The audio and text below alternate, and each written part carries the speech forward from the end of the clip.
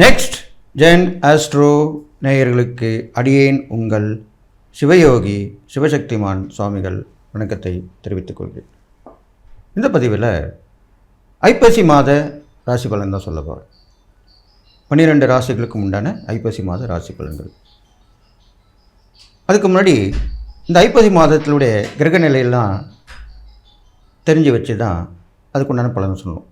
ஒவ்வொரு ராசியாதிபதிக்கும் அவருடைய பார்வை பலன், இருக்கும் இடம், பார்க்கும் இடம், ஸ்தான பலன், ஆதிபத்திய பலன், காரக பலன் எல்லாத்தையும் வச்சு தான் சொல்லணும். கண்ண முடின்னு சொல்லக்கூடாது. அதனால் நிறைய பார்த்து ஆராய்ஞ்சு அனுபவப்பட்டு ஆராய்ச்சி பண்ணி தான் சொல்லணும். அந்த வகையில் தான் சொல்லிட்டு வரேன். எல்லாருமே உங்களுடைய கமெண்ட்ஸில் கரெக்டாக இருக்குதுன்னு சொல்கிறீங்க. நீங்கள் பொதுவான பலன் சொல்கிறதே எங்களுக்கு எங்கள் ஜாதகத்தை பார்த்து சொல்கிற மாதிரியே இருக்குது அப்படின்னு சொல்லி நிறைய பேர் இருக்குது கமெண்ட்ஸ் பண்ணியிருக்கீங்க. வெளியூர்லேருந்து வெளிநாட்டிலேருந்து எல்லாமே. அதை நான் வரவேற்கிறேன். ரொம்ப சந்தோஷப்படுறேன். அந்த வகையில் இப்போ இந்த பொது பலன் முடிச்சுட்டு அதுக்கப்புறமா ஒவ்வொரு ராசிக்கு பலனை சொல்ல போகிறேன். அதுக்கு முன்னாடி என்னுடைய இப்போ குருநாதரை நான் வணங்கிக்கிறேன். ஓம் குருப்யோ நம நற்பவி நற்பவி நற்பவி ஓம் காஞ்சிவாசாய வித்மிகே சாந்தரூபாய தீமிகே தன்னோ சந்திரசேகர பிரச்சோதயாத். அடுத்ததாக என்னுடைய உபாசன மகா காளியை வணங்குறேன். ஓம் காளிகாசாய வித்மிகே மசான வாசின்ன தீமிகே தன்னோ அகோர பிரச்சோதயாத். அடுத்த என் உபாசன தேவமனா மகா வாராகிய வணங்கு. ஓம் அகிஷத் பஜாய வித்மிகே சண்டகஸ்தாயம் தன்னோ வாராகி பிரச்சோதயாத். இன்னொரு உபாசன தேவன் பகலாமுகன். ஓம் பகலாமுகி வித்மிகே சம்பின் சந்திமிகே தன்னோ தேவி பிரச்சோதயாத். பொதுவாக இந்த ஐப்பசி மாத கிரகணில் பார்க்கும்பொழுது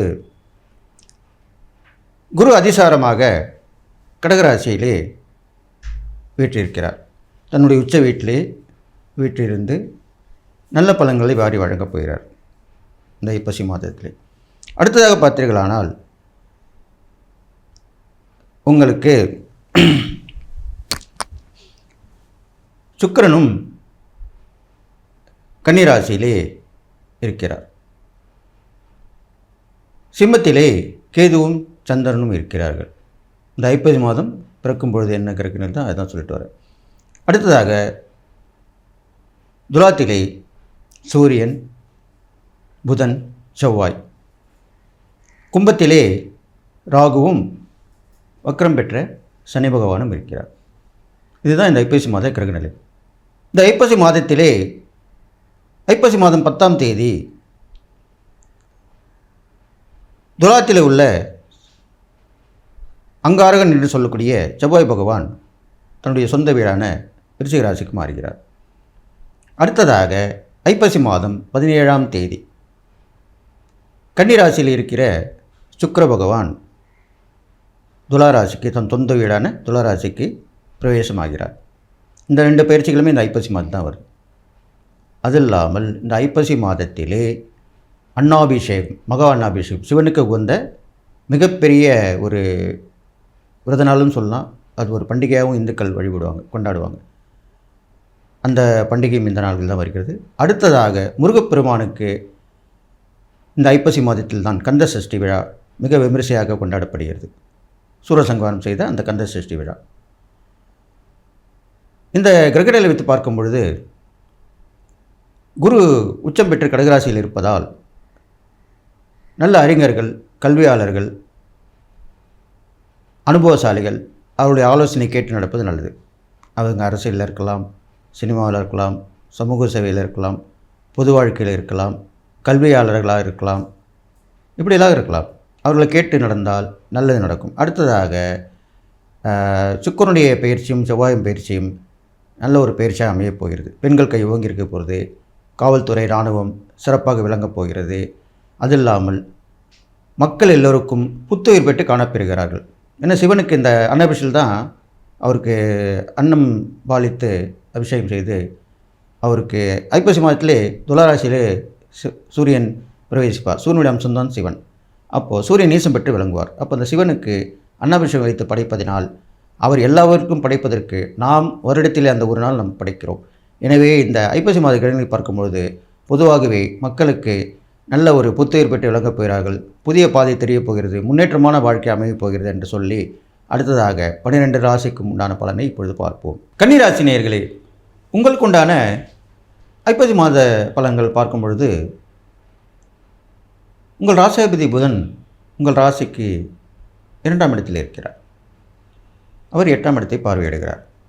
இது இல்லாமல் இதனால் வரை உங்கள் ராசிக்கு 10ஆம் இடத்தில் இருந்த குரு பகவான் அதிசார பயிற்சியால் 11ஆம் இடத்துக்கு வந்து அமர்ந்திருக்கிறார். அப்போ என்ன நடக்கும்? நல்ல விஷயங்கள் தான் நடக்க போகுது. அந்த புதனாகப்பட்டவர் சூரியனோடு சேர்ந்து புதன் ஆதித்ய யோகத்தை ஏற்படுத்துவதால் கன்னிராசியில் பிறந்தவர்கள் எல்லாருமே இதனால் வரைக்கும் பரிசு கிடைக்கல, பாராட்டு கிடைக்கல, என் திறமைக்கு உண்டான அங்கீகாரம் கிடைக்கல, இப்படிலாம் சொல்லிட்டு வந்திருப்பீங்க. அவங்களுக்கு எல்லாமே கிடைக்கும். கல்வியில் தேர்ச்சி பெறுவீர்கள், பரிசு, பாராட்டு, விருதுகள் வாங்குவீர்கள், சாதனை புரிவீர்கள், ஒரு திட்டம் திட்டுவீங்க, அது வெற்றியாகும். ஒன்று புதுசாக ஒன்று கண்டுபிடிப்பீங்க, அது எல்லாரையும் பாராட்டப்படும். இது மாதிரிலாம் நடக்கும். அது இல்லாமல் குருவுடைய பயிற்சியும் நல்லா அமைஞ்சிருக்கனால எல்லா வகையிலுமே லாபங்கள் கிடைக்கும். எதை தொட்டாலுமே அவன் தொடுறது எல்லாமே நல்லா நடக்குதுப்பா, தொட்டதெல்லாம் பொண்ணாகும் அப்படி சொல்கிறாங்க இல்லையா? அந்த பழமொழிக்கு ஏற்ப தான் இந்த காலம் உங்களுக்கு அமைய போகுது. ஆனால் நீங்கள் சுறுசுறுப்பாக இருக்க வேண்டும், சோர்ந்து இருக்கக்கூடாது. எந்த வேலை எப்படி இருந்தாலும் கண்டுக்காமல் போகணும். சின்ன சின்ன உடல் உதவி வரும், அதை பற்றி கிடச்சிட்டு போயிட்டே இருக்கணும். அப்போ தான் முன்னேற்ற முடியும். நம்ம உடல் ஆரோக்கியம் தான் நம்ம நல்லா செய்ய முடியும், எதுவுமே பண்ண முடியும், எதுவுமே செய்ய முடியும். அதுதான் இப்போ உங்களுக்கு நடக்க போகுது. அடுத்ததாக கல்வி கேள்வி சிறந்து விளங்க போகிறீங்க. தேர்ச்சி பெறாமல் இந்த சப்ஜெக்டில் இது பாஸ் பண்ணி அதில் முன்னேற்றம் அடைய போகிறீங்க. அது மூலிமா நல்ல லாபங்கள் வந்து சேரப்போகுது. தொழில், உத்தியோக, வியாபாரம் மூணுமே நல்ல சிறப்பான பலனை தரப்போகுது. இது இல்லாமல் இது நாள் வரை உங்கள் அருகிலிருந்து உங்களை கவனித்து கொண்டவர் விலகி இருந்திருப்பார்கள். அது நட்பாக இருக்கலாம், உறவாக இருக்கலாம். அவர்கள் வந்து இப்போது விரும்பி வந்து இணைப்பார்கள். அது நேரங்காலம் தானே, எல்லாத்துக்குமே நேரங்காலம் தானே. கிரகங்கள் தானே நம்மளை நடத்தின்னு வருது. தெய்வத்தோட சக்தி பிரகாரம் கிரகங்கள் தான் நம்மளை இயக்கிட்டு இருக்கு. அது மாதிரி தான் நடக்கும். அப்போ எல்லாமே விலகி போனவர் எல்லாமே விரும்பி வந்து இணைவார்கள். அப்போ உங்களுக்கு நல்ல லாபங்கள் கிடைக்கும், நல்ல முன்னேற்றமான வாழ்க்கை தென்படும். அரசியல், சினிமா, சமூகம், பொதுத்துறை, கல்வித்துறை, இது மாதிரி வியாபாரத்துறை, இது மாதிரி உள்ளவங்க எல்லாமே நல்ல முன்னேற்றம் அடைவாங்க. கையில் காசு பரண்டுக்கினே இருக்கும். பெரும்பாலும் குழந்தைகள், பெண்களுக்கு ரொம்ப நல்ல விஷயங்கள் நடக்கும். இந்த கன்னிராசியில் பிறந்த குழந்தைங்களுக்கு அவங்களுடைய தேவைகள் எல்லாமே கிடச்சிரும். பெண்களுக்கு கல்யாணம் ஆகிடும், குழந்தை பிறக்காதவங்க குழந்தை பிறந்துருவோம். அவங்களுடைய தேவைகள் இருக்கும் இல்லையா, அது தள்ளி போய் நேர்ந்திருக்கும் இல்லையா, அதெல்லாமே இப்போ நடக்கும். அதுக்கு உண்டான மாதமாக தான் இது அமையுது. அடுத்ததாக செய்யக்கூடிய இறைப்பரிகாரம்னு பார்க்கும்பொழுது உங்கள் ராசியாதிபதி புதன் தான். அந்த புதனுக்கு உண்டான பெருமாளை வழிபடலாம்.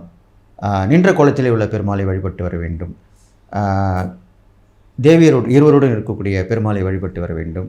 இது மாதிரிலாம் பண்ணிட்டு வரலாம். அதே மாதிரி முருகப்பெருமானுடைய, வள்ளி தெய்வானுடைய சமேத முருகப்பெருமானை வழிபட்டு வரலாம். இது மாதிரிலாம் பண்ணிட்டு வரலாம். சிவனுக்கும் சொல்லுவார்கள்.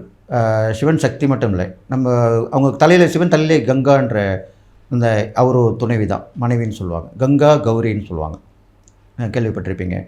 அது மாதிரிலாமே அவரும் அந்த கங்கா கௌரியோடு சேர்ந்த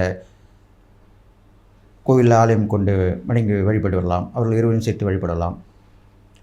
இது மாதிரிலாம் பண்ணிட்டு வரலாம். இது மாதிரி பண்ணிட்டு வர உங்களுக்கு இந்த மாதத்துடைய பலன்கள் நல்ல 1க்கு 2ஆக கிடைக்கும். எப்படி 1க்கு 2ஆக கிடைக்கும். அதுதான் நடக்க போகுது. இது இல்லாமல் இந்த முக்கியமான ஒரு விஷயம் சொல்ல வேண்டும் என்றால், இந்த ஐப்பசி மாதத்திலே கன்னிராசிக்காரர்களுக்கு சில விஷயங்களை கவனம் தேவை. என்ன விஷயம்னா எப்படின்னாக்கா, புதுசாக வரவங்களுக்கு நட்பாக இருக்கலாம், உறவில் கூட புதுசாக வந்து இணைவாங்க, தூரத்து வரணுவாங்க.